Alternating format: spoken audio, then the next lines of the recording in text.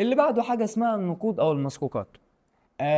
تقول لي ثانية واحدة يا مستر، موضوع النقود والمسكوكات ده أنت قصدك بيه العملة يعني الفلوس؟ أيوه. هو المصري القديم كان عنده عملة؟ يعني كان بيبيعوا ويشتروا عن طريق الفلوس اللي معاهم؟ صدق لا، ده المصريين ما كانش عندهم عملة. امال المصريين كانوا بيتعاملوا ازاي؟ كانوا بيتعاملوا بالمقايضة. يعني انا ادي لك منتج تدي لي منتج في نفس قيمته.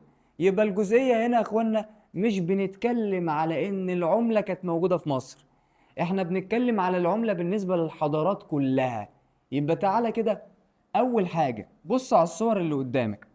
هي مش العملة دي عبارة عن قطعة معدنية؟ مش بيكون عليها ختم من السلطة العامة؟ دولة كده تحط لك الختم عليها ليه؟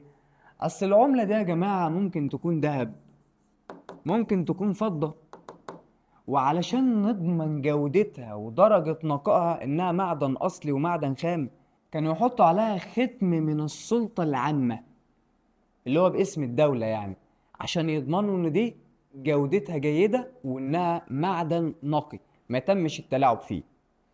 هنا لما نيجي نبص على العملة اللي قدامنا، هي تعتبر مادة بتؤرخ الأحداث، يعني عن طريقها ممكن نوصل للأحداث القديمة.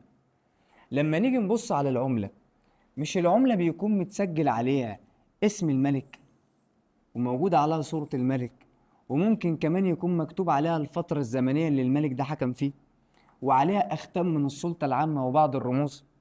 مش كده برضو؟ يبقى نعرف منها العصور التاريخية. طب افرض ان انا جيت ادرس عملة ولقيت العملة دي معمولة مثلا من الذهب، يبقى اعرف ان الحالة الاقتصادية للمجتمع حالة جيدة.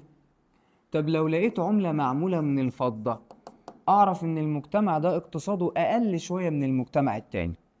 فلو جالك سؤال يقولك عندي مجتمعين، مجتمع شغال بعملة زي الذهب ومجتمع تاني شغال بعملة زي الفضة، واتعمل على الاتنين حصار اقتصادي، مين اللي تقدر تقاوم وتعدي الأزمة الاقتصادية؟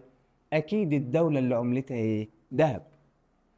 طيب، كمان نقدر عن طريق النقوش والكتابات اللي موجودة على العملة المعدنية إن إحنا نقدر نوصف الأحداث السياسية اللي تمت، ودايما العملة موجود عليها صورة الملك اللي حكم الفترة دي.